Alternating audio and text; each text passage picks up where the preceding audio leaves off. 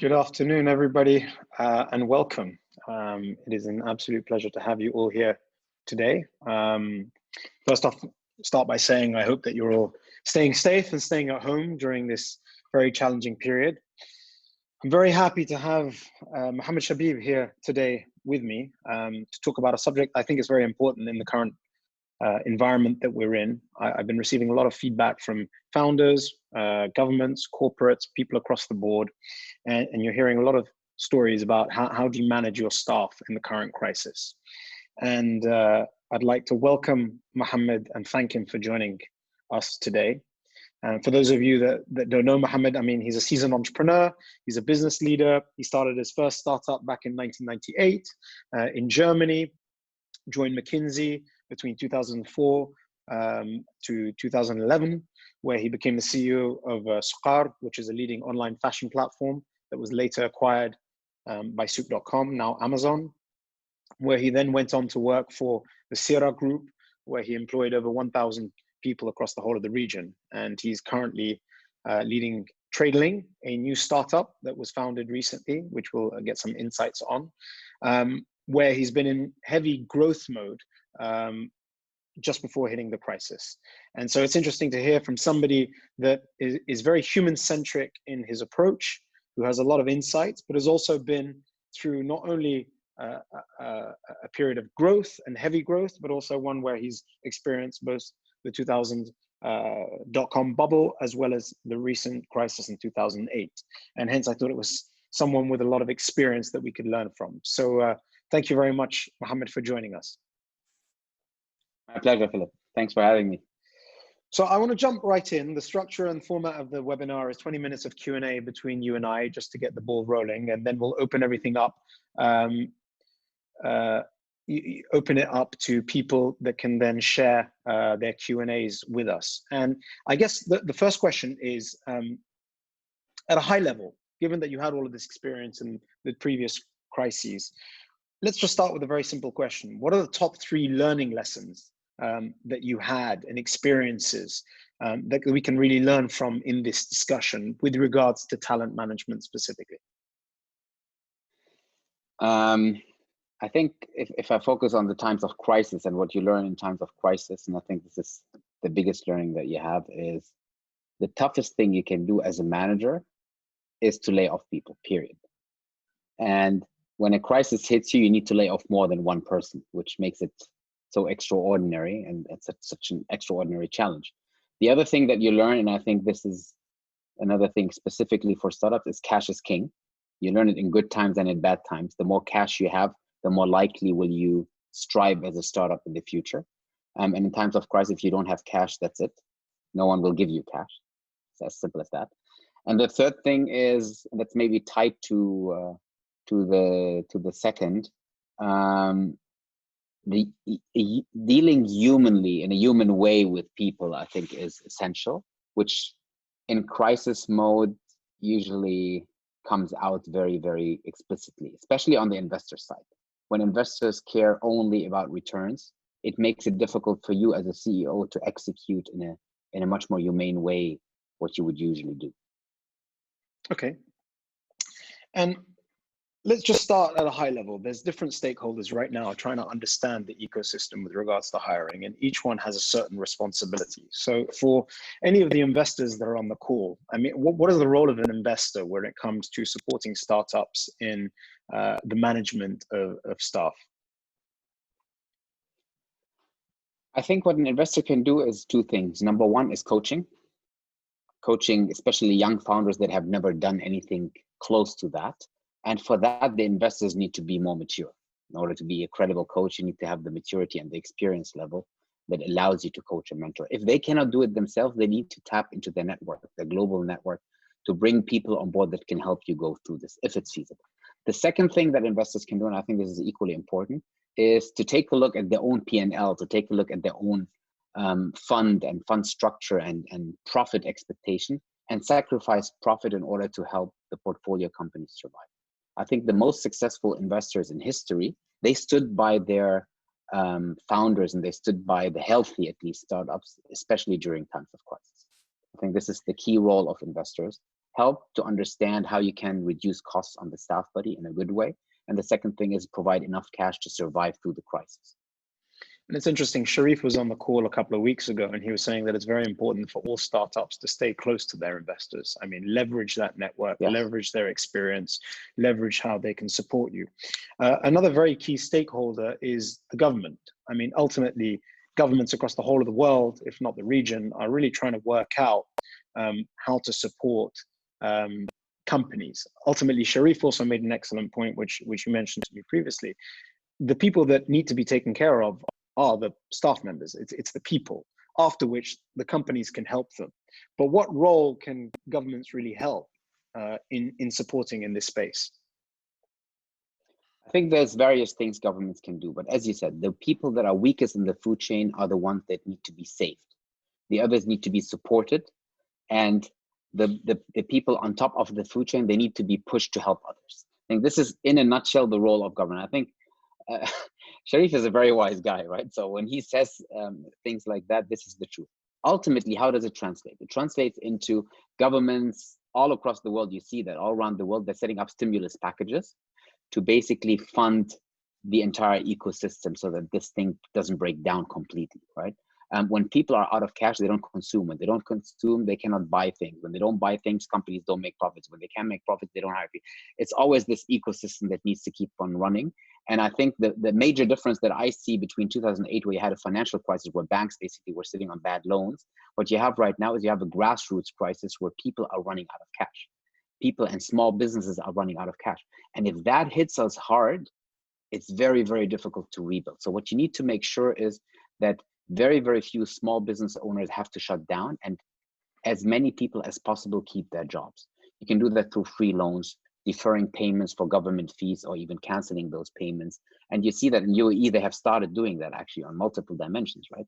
Interest-free loans, I think, is a very, very good tool to bridge, at least give them a 1-year package where they can restructure their finances before things go back to normal, both for businesses as well as for individuals. And you can do it through the banks, because banks have existing relationships with people, and you can do it through employers. So if you provide employers with interest-free loans to give to their employees, I think that's one way to do it. And equally, if you provide interest-free loans and force banks to give interest-free loans to those interested, I think this also could help. So the new central bank governor here in the UAE just announced, I believe, nearly a doubling of the amount was available. But it's interesting. I mean, this is a separate subject completely, but what high growth tech startups need is very different to an SME, and sometimes loans can be challenging. Finally, before we actually dig into this subject, I mean, ultimately, how do you define the responsibility of the CEO and the founders of a company when they're currently in crisis mode and they're looking at their staff? What is the number one priority and responsibility of these founders when it comes to people management? I think founders / CEOs or the management teams in general, they take the operational decisions, right? So do you at MAGNiTT. You need to take a decision every day. Do I pay this guy or do I pay that guy? Do I pay salaries? Do I pay myself or not? There's very, very straightforward decisions here. I think the single most important thing in these times is transparency and communication. You need to be very transparent with your staff members specifically. Secondly, with your investors, and Sharif is, again, a very wise man. So when he says stay close to your investors, I think he's right. If your investors trust that you are doing everything in your power in order to keep the company going in the best cost and the cost-effective way, they will trust you and carry you through the crisis. I think this is why that relationship is super important. And the third thing is you need to communicate with suppliers as well and figure out how to lower the burden of paying out suppliers. Now, the second thing that you need to do is, next to communications, is work on crisis mode plans. You need to have different scenarios all the time ready to be executed. And you need to be able to understand what is the right time to activate which plan, right? And that is a combination of preparation. It's a combination of being transparent with your investors as well as with your staff body.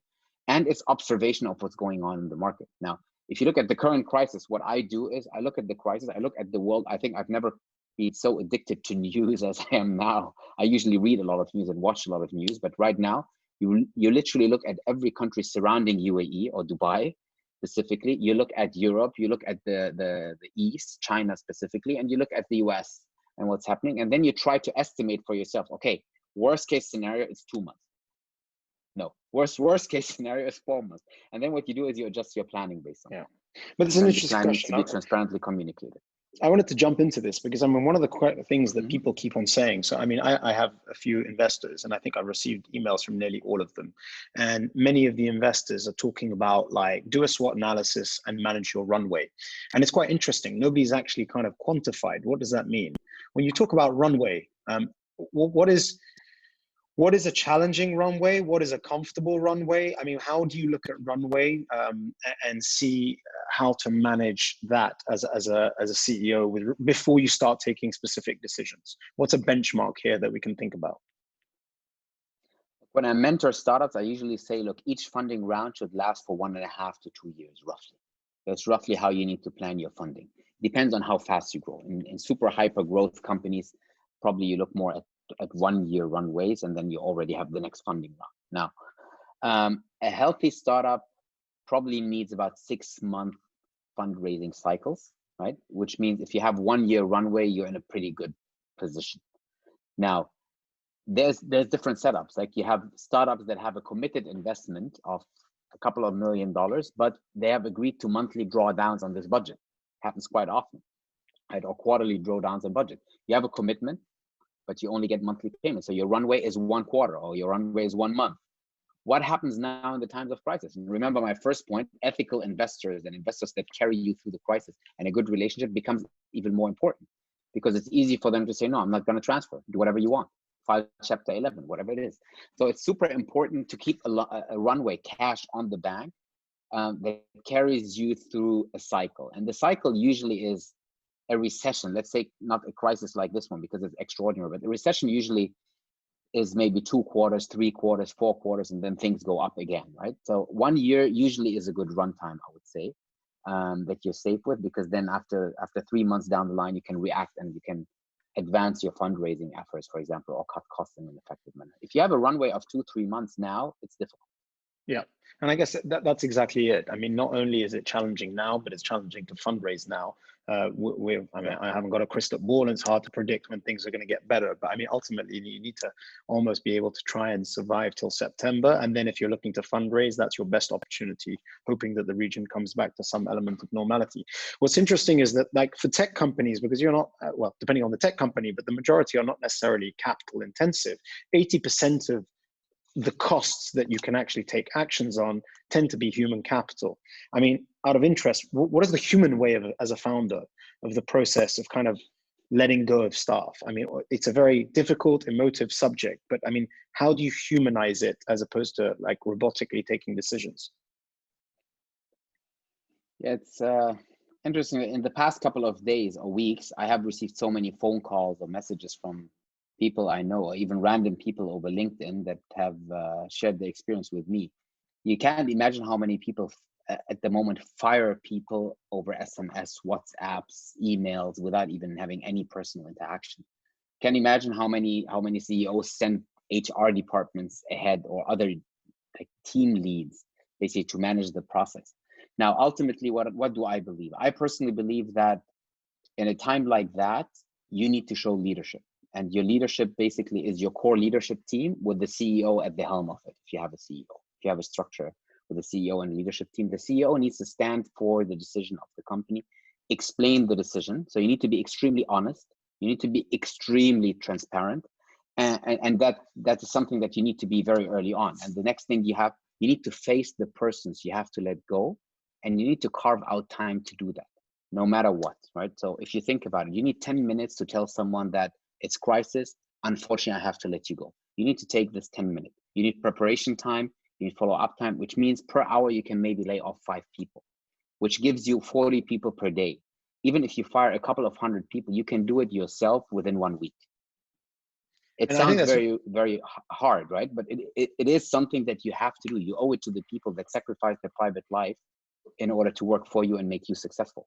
And I think that's very important. I mean, ultimately, the buck stops here. And if you're going to take these difficult times of decisions, it's not something that you just delegate down to HR and you'll be remembered for this in the long run. And you never know whether this person comes back to work for you, whether this person needs to, you support them in an investment that they do as they get inspired to do something different. There's many different, before you get to the final laying off exercise, I mean, for people here on the call that are potentially looking for tools, shall we say, or hacks, or ways of maybe delaying that decision to something else? What are tangible ways of supporting staff members before you have to take an ultimate decision of maybe letting them go? Like if you have, let's say this is 100% of your cost for personnel every month, right? If you can save, let's say 10% of that, you extend your lifetime by 1 month, right? If you save 20% of that, probably more than a month. If you save 20% of that, you bought yourself 2 months plus, 30%, etc., etc. And I think this is the first thing I would do. I would talk to everyone in the company. And I would say, hey, let's save our cash out in order to ensure that we don't have to let go of people, right? And it's literally the question I would ask. I would ask you, look to your left, see this person. Do you want me to fire this person, or are you willing to sacrifice 20% of your salary?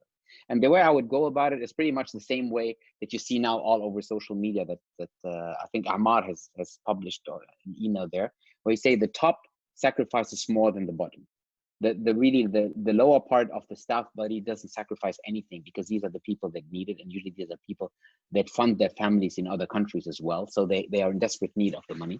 The people on top, including CEO and management level, sacrifice the most, up to 50%, I would say, and the people below sacrifice less. And the way I would structure it, I would say, look, you don't give this up, you give it up now momentarily, but if we are funded properly, if things catch up again, you will be paid and you will be compensated for that. And the biggest compensation, I think, is that people feel better doing that ultimately, if they don't run into a crisis. But again, this only works if the entire ecosystem supports that by loans, by like stimulus packages, etc. Not just that. I mean, for anyone from the government here, I guess there's also the challenge that, for instance, we're still only visitors to a certain extent in some of these geographies. And if you're letting these people go, we know that your rent, your DIWA, your due, your telephone bill, etc., is linked to your visa. So how can you still be able to support these people to maintain what it is that they're doing in this period of kind of uncertainty, so that they can continue to live their lives while potentially looking for new opportunities? Before we move on to hiring, I think an important question is, let's us not forget that this is extremely challenging for the CEOs and the founders themselves. They have to make very difficult decisions, which are taxing on them, many sleepless nights. I mean, what's your recommendation, having mentioned that you've done something similar previously? What are some of the things that founders should do, or tools that they can think of to help them through this exercise? Now, unless you run through a period similar to now, you don't know what this is, right? So you will run into something that you're not experienced with, and you will be surprised. You will be not surprised by execution or whatever. At the end of the day, you can face someone and you can say, sorry, I really have to let you go. I can't help. You can write something signed, and that's that. The emotional aftermath from that is something that can throw you off or derail you. When I was 25, I had to fire 25 people. It was the first bubble that burst, the internet bubble that burst in Europe in 2001, September 11, basically. I disappeared for 1 week. I was 25. I had to let go people. I had adults, 40 years old, 3 kids with a mortgage, etc., crying in front of me, begging me to keep the job. And I couldn't, because my investor didn't back us anymore.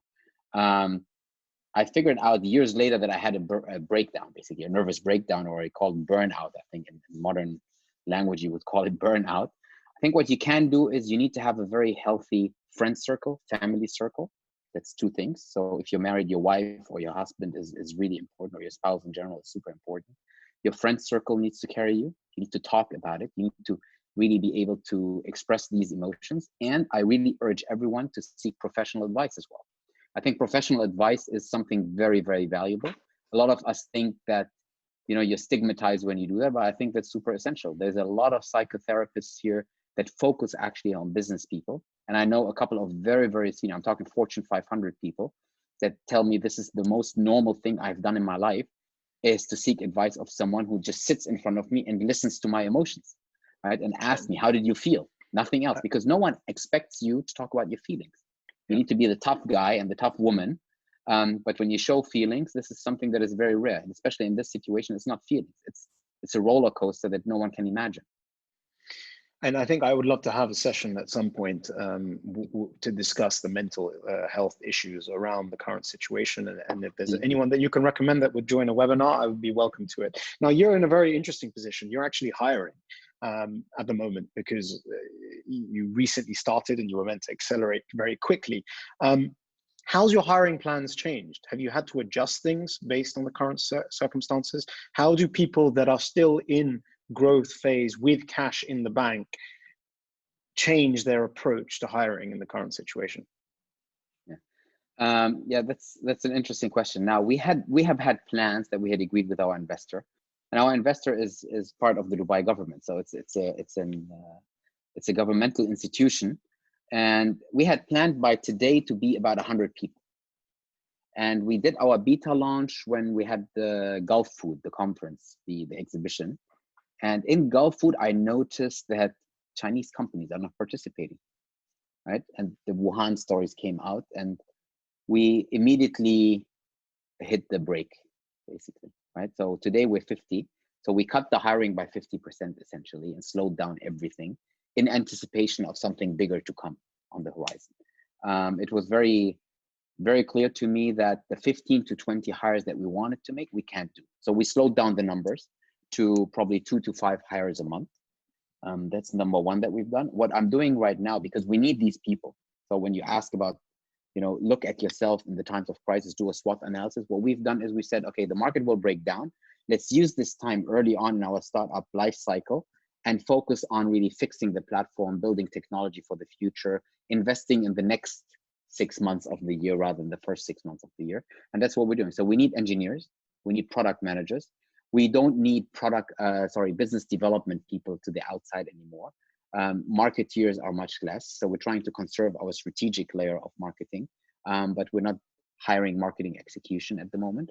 And the engineers are working on preparing for the next half. And what we're doing as well is we're looking at hiring from cheaper regions. Yeah. So when you look at Egypt, how do you do cheaper regions? I mean, that's an interesting one. Like, you can't travel at the moment. So are you becoming more comfortable to the idea of hiring remotely? I mean, is this going to be a new norm now because we're going to embrace technology? I'm someone who benefits a lot from energy, from personal energy. When I sit with someone face to face, it's a totally different feeling than when I chat over Zoom or over Skype or anything like that, right? But we have to adjust. Like, at the end of the day, if you work for a startup, you need to be agile. You need to really adapt to any situation that faces you. And if we have to work in such a mode, then we have to work in such a mode. Now, the advantage that I personally have is that in my last business in Tajawal and Al-Musafir, we had a couple of 100 people in Egypt. So we have a network in Egypt already of engineers, of support staff, of fulfillment people in e-commerce. So these are people we can tap into. So the big risk of not knowing the person you're hiring and not understanding whether they're able to work remotely under your remote leadership, I think this layer of risk is minimized in our specific case. But in general, there's so many people out there that are looking for jobs, that are hungry to work. They will work very, very hard to just have a chance to survive. And I think we need to give them this opportunity. Absolutely. I'm going to ask, so for anyone that has any questions, please send them through in the Q&A box, because I'll be monitoring that after the next 2 questions. I mean, exactly on that point, I mean, for any of the founders who are giving offers there, do you change your approach to giving offers, or I mean, you still need to be ethical and right? It's not an opportunity just to undercut. However, at the same time, it's a very different situation now to what it may have been a month or 2 ago. How do you go about the approach of actually giving offers? Now, we don't abuse the current market condition. I do believe that the market in the last 1 to 2 years was overpriced for a lot of roles. Just the market was overheated. Specifically here in Dubai. But we're not abusing the situation now. So when we have already given offers, we honor these offers. We don't renegotiate, because I think this is just not us. We don't do that, right? The second thing that I do is, and here I must admit, I have changed my approach. Before extending an offer letter, I find myself thinking about it 20 times. Before that, maybe 2 times, and discuss it with 2 persons. Now I really discuss it 20 times. Because there is a risk of offering someone a job and then having to lay off another person, or this very same person. And I don't want to do that. I just don't want to do that, because this is playing with people's hopes and careers. And just to jump on that as well, I mean, is there a way of communicating to your staff that you're hiring, but at the same time, you may need to take other decisions, because you've identified that there's different positions that you may need in this current period? How do you go about kind of telling people that you're still maybe hiring some people, but others may be at risk? Again, this is all about transparency. You need to be very transparent about what conversations you're having on your board level and on your investors level. You need to be very transparent about how you assess the market conditions and what your foundation of planning is, right? As I said, I have a couple of crisis plan versions. And what you do is, look, we're currently thinking that this crisis will be over after Ramadan, let's say. And after Ramadan, we'll have the summer break. So we need to get through the summer break. So during this period, on the next 3-4 months, I don't need business developers and salespeople as much as I need internal preparation of our product. Now, the guys that I have now in business development, I'm trying to keep as much as I can, right? Because I fundamentally believe these are guys that can create a very, very positive future for us. This is why we hired them. So if there's any chance to keep these guys, we will keep these guys, right? If I hire now, I explain to people, look, we reduce our hiring to almost zero. What we're hiring is interns, and what we're hiring is IT people and product managers, because this is what will help us define our future. Okay, interesting. Great, thank you very much. Look, I'm going to try and manage some of the questions. We'll allocate a good 20 minutes to some of these that are coming through. So thank you to all of you that are passing them. Would you as a startup, and specifically non-profit, reach out to government for financial support? Or would that be, in your opinion, unethical given that it's money earmarked for SMEs? I mean, yeah, do you have an opinion on that? Cash is king. If you can get cash from anywhere, go and get the cash. Not because you are a bad person or a good person, it's because you have a responsibility vis-a-vis your employees first, second vis-a-vis your existing investors, to make the company survive. And if you can only survive with government support, then so be it. Survive with government support. It's my duty to ask for help wherever I can get help. Absolutely. I think at this point in time, what's interesting though is that the government support that's been put in place has predominantly been around risk-free loans or actually default on loans and covering those things. They're not necessarily a stimulus package that you can actually get avail of. And I think, I know, being on the committee in Dubai, that things are going to be put in place at some point, but we're waiting to see what those things are. And in many cases, you need to communicate with your bank. Interesting question here from Omar. You've been mentioning multiple times, don't focus on business development. He says, shouldn't we focus on having more business developers to ensure more sales and more cash flow versus internal technical roles? Look, it's a difficult question. I think it depends on each business. Now, but when you look at the market at the moment, people stop buying. I'll give you a very simple example, right? We are a B2B e-commerce place, trading place. And our first industry is food and beverage. If all hotels and all restaurants shut down, what can I do there, right? I can have 3 key account managers for hotel restaurants, and the hotel restaurants are empty, or the hotels in general are empty at the moment. If airlines are grounded, what can you sell to airlines? They're not buying at the moment.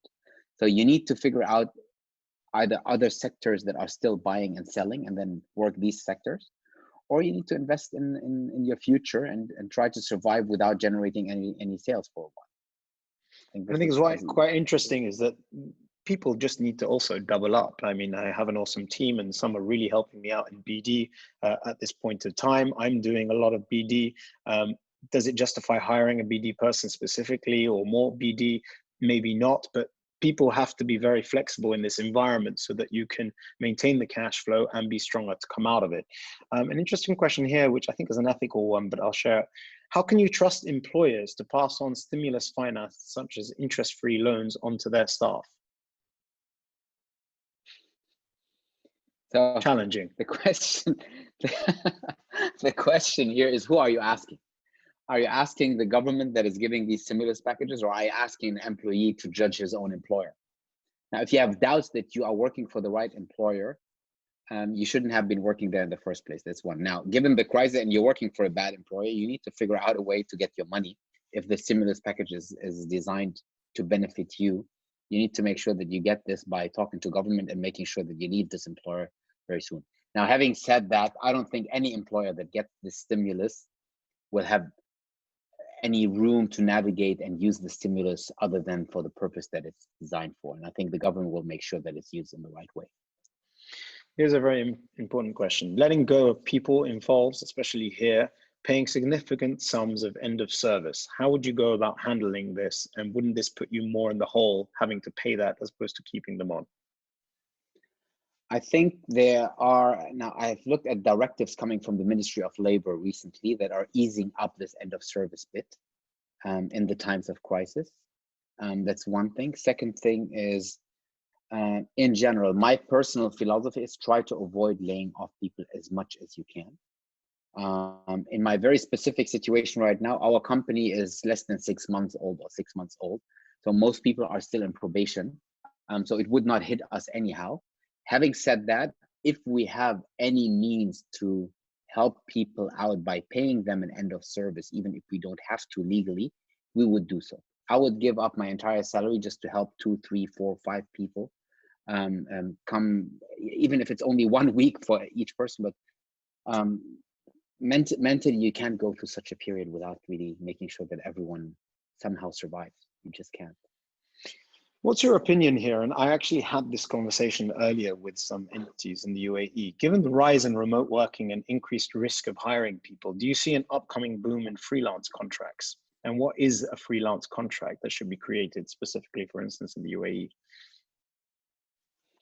I had an internal discussion today about freelancers because we need certain capacities, but we don't want to commit, right? I think the freelance sector here in the country is not yet defined in a way that makes it easy for companies to do that, right? So freelancers need to take care of their own visas. They need a certain cost structure, and I think there's a lot of administrative or governmental guidance and execution that I think will happen in the next couple of years, because it's an easier way to keep people in the country that contribute to the growth of the country. Because let's face it, let's take it, someone who is, let's say, a graphic designer, a very good graphic designer or motion designer that prefers living in Europe in summertime and prefers living here in wintertime. It's difficult to have a live concept like that right now with the current visa structures, with the current payment structures, with the current commitments you need to make here in order to be able to get a bank account, for example, right? So if we find a solution to enable that for people with different nationalities, I think the entire ecosystem will benefit, because it will give startups the flexibility and it will give people the flexibility to come here and go whenever they want. I mean, currently I know that TCOM has a freelance visa that I'm not 100% sure about, but is restricted by industry. But at the same time, I genuinely think that there's an opportunity here, given that you have the license restrictions to real estate and visas, etc. It allows for mobility, it allows for hiring, but it making that cost effective for people to be able to actually pay for themselves. Well, aside from layoffs, what are drastic measures to prolonging runway? I mean, 80% of cost is, I mean, either you pivot, in my opinion, or create new revenue streams, or, I mean, the 20% you can try as much as you can, but ultimately, I'm not sure. It's a good question. Are there any other drastic measures, ways of prolonging runway? What you can do is you can negotiate. I talked to one investor last week that told me, look, what we're doing globally is we're talking to all our landlords for all our companies and tell them that we're not going to pay you. We're just not going to pay you. Yeah. Unless you reduce our rent by 50 or 60%, we're going to file Chapter 11, and then you get nothing. They're threatening, really, in a way. I think there's a human way of doing that. There's a ethical way of doing that, at least. Just go and renegotiate with all your suppliers and do it like you're doing it. So the first responsibility is, again, is your own employees, then your investors or shareholders, and then it's about your suppliers, right? Because when you enter the business commitment, right, there's a certain risk involved that both parties can assess, but you know, they are suffering as much as I'm suffering, right? If I can't pay my own employees, someone else cannot pay their employees as well. So if I ask my employees to give up 30% and I go with this message to a supplier and say, hey, we're sacrificing 30% in order to survive, you need to sacrifice 30% in order to help us survive. Otherwise, we will not survive and will not be able to pay you. I'm pretty sure there is ground for discussion there. Having said that, again, going back to the first question about what can government do, or the second question, same thing. It's a supplier. So if I can renegotiate with a DIWA or with another government entity, with Etisalat or any one of those providers, that will probably be also helpful for a lot of SMEs if they can save money on that front, or on landlords' accounts, etc. Let's assume, based on the current situation, you have to fire some of the employees that have been with you, your organization, for years. What is the best approach to convince them regarding your decision? Tough. Transparency. I don't think, I've been there. I've been there, right? And I've been in situations where you have someone who's been with you for 6, 7 years in different businesses even. And then you go there, and while you're approaching the desk, you see the eyes of a person. Now we're remotely, so it's even much more difficult. You see the eyes of the person understanding what's coming, right? And when you see that, it already broke your heart. So you go there as a broken man. And I remember like one situation where I approached someone and I just put my arm around him and I said, come on, let's have this conversation. And he immediately put his arm around me. I'm like, you don't have to say anything. I understand. And it broke my heart. It literally broke my heart. But at the end of the day, if you have a management style that is inclusive and that helps people understand why you're taking certain decisions, and you're not erratic, you're rational, you're communicating with them about whatever you do, and they believe that you're an ethical business person, I think it's much easier for you to handle these situations in general. On a similar subject, but not specifically hiring and firing, you've just mentioned a very physical approach to dealing with someone. How are you going about motivating people remotely? What are some of the things to try and keep people motivated? I've got people in different, how do you motivate them? It's any tips? Look, the toughest thing for me personally right now is to manage remotely. I've been used to working remotely for occasional stuff, right? But in general, motivating your entire staff, and we're now 50 plus people, so motivating 50 plus people to take their job every day requires a couple of things. Now, the way I do it is I have laid out, in the day I sent people home and I told them, look guys, we're working from home, and that's before any official announcement was made, when I felt that it's the right time to do it. I send a long email to everyone saying, look, this is what I expect from you guys. I expect you to have huddles every day. I expect you to summarize everything you do every morning and every evening. So what are you expecting? So basically stand-ups in an agile world, do them in the morning virtually and do them in the evening, where you wrap up your work and you send to your team members and to your team leaders, as well as to me in CC, what you have accomplished, because I'm interested in understanding what you have accomplished. I do a weekly management meeting with all my direct reports, and this is where I motivate and I try to understand as much as I can how the business is going. And then based on this management meeting that I have on Sunday morning, I schedule my one-to-ones, multiple one-to-ones with different people.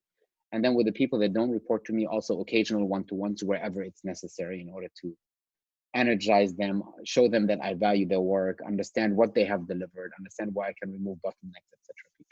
But ultimately, I have to trust in the ability of my direct reports. So when you have 2, 3 team leads, or when you have a couple of direct reports that are managing the rest of the team, if you have a big team, this is crucial. And this is, again, one thing that I've been preaching for the last 10 years. The most important thing a CEO can do is hiring. There's no other thing as important as finding the right talent, because now it shows whether you have made a mistake or not.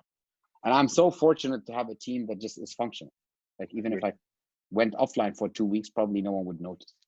I think the team is amazing. I can't be prouder of our team, who've been really like working very hard during this time. And I think that's something that you really appreciate, is that you see who has your back and who's ready to work. And one guy was very kind in saying that, he says, I don't think we'd be working this hard if we didn't believe in what it is that you're doing. So you also have to get people to kind of believe in what it is to get them motivated. Otherwise, it's a 9-to-5 job working in this current environment. Having said that, I think I read an article the other day. I was shared Harvard Business Review, and it says, now more than ever before, you also have to put yourself in the shoes of the people that you're speaking to. Everyone has personal lives. Everyone has their professional life. Everyone has the quarantining or staying at home. Like, people are hypersensitive more now than they would be if you were in the office in a normal life. And you have to really appreciate the challenges that they may be facing, and empathize more now than ever before, while trying to keep them motivated. Here's a question. So if anyone, we'll do a couple of more questions. I've got quite a few, but if you have any, then drop them now. We have another 4 minutes before 45 past. This is one from an employee, which I don't know if you have an opinion on. I recently signed an official job offer on the 25th of February with a joining date of the 6th of April. However, the company has asked me to be on hold till further notice. How do I deal with this situation? I've been just reading this while you were speaking exactly this question. It's look, you don't have a choice. It's as simple as that. You don't have a choice, right? I had extended a job offer for someone to start mid of June myself, someone pretty senior, someone that resigned from a very well-paid job to accept a job that is much less paid with me. And now this person has asked me, has told me when the last day is, when she will start with us, and I'm planning to honor that. Now, what happens if one day my investor calls me and says, look, things changed, we can't support you anymore? I would have to reach out and tell her probably exactly what you heard from the employer that spoke to you, is like, hey, we need to stall it for a little bit. Can you hang in there, and can you survive until like I reach out to you again, maybe in a month, maybe in 2 months, maybe never. So the ugly truth is you don't have a choice here, because probably the people that wanted to hire you, they would still want to hire you if the crisis did not happen. So they're forced probably to do what they're doing right now, and you're probably at the weakest end now. And exactly what I spoke of. They want to save the people that they have been working with already, rather than the other people that are still outside the company. Perfect. And I think I'll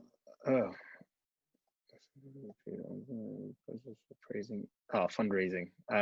We'll save that and get back to that. I think this one from Connor, I just want to finish on this one, because for anyone on the government, I think it's very important to try and understand. Historically, traditional financiers such as banks and governments are hesitant in direct financing SMEs.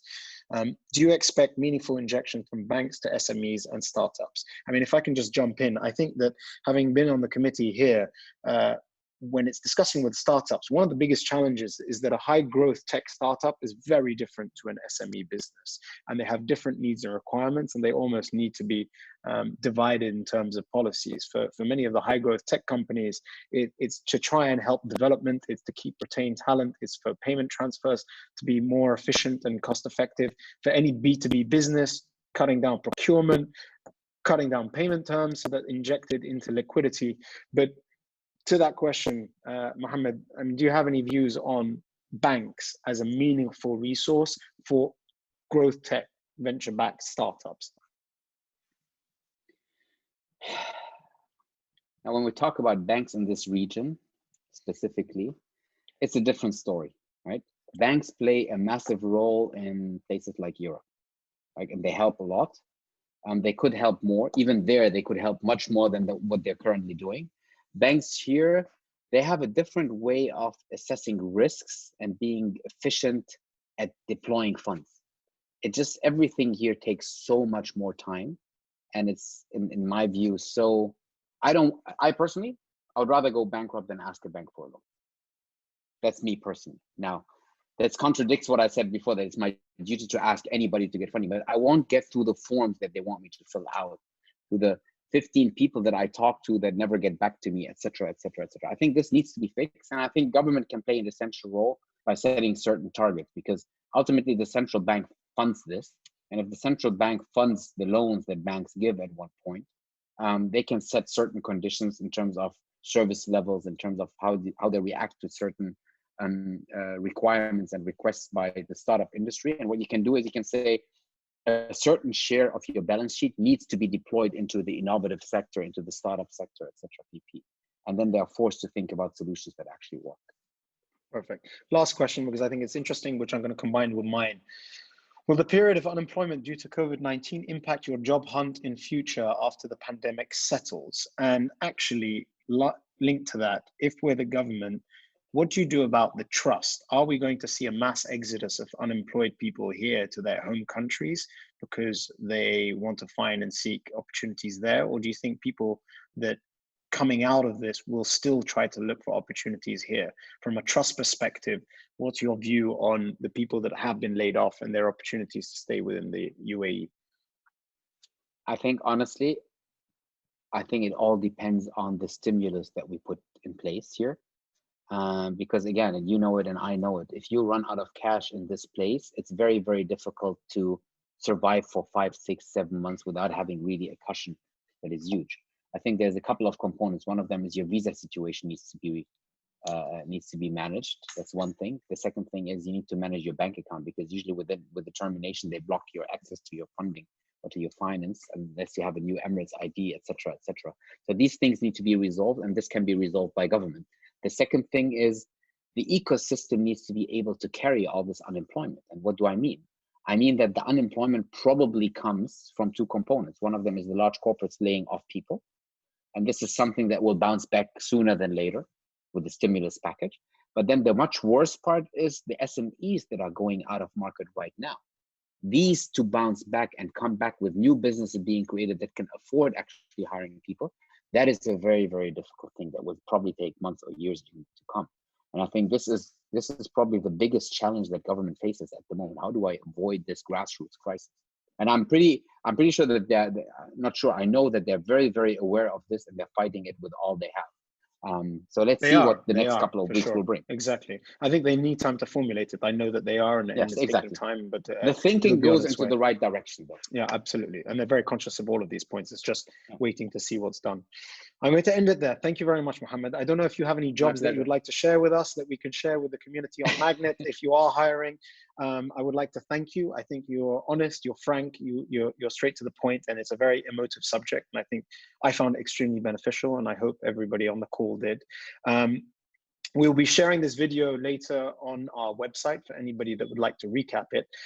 This week, we focused on human capital, and on Wednesday, I'm pleased to say that Ali Habib will be joining us specifically to share insights on how he's managing a company during the coronavirus. He was one of the first to implement remote working. He has a big team that have all been working remotely from nearly 4 or 5 weeks ago.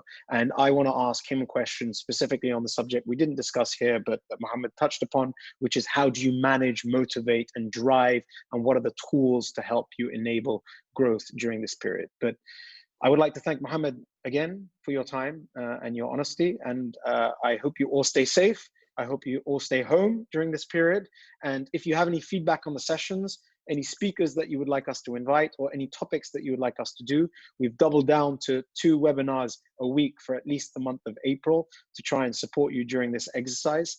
And we'll try to make sure that the content is crisp and relevant for what it is that you need. Thank you very much. Thank you, Muhammad. Thanks so much, Philip, for your effort. Thank you Cheers. so much. Thank you. Take care. Take care. Bye. Bye.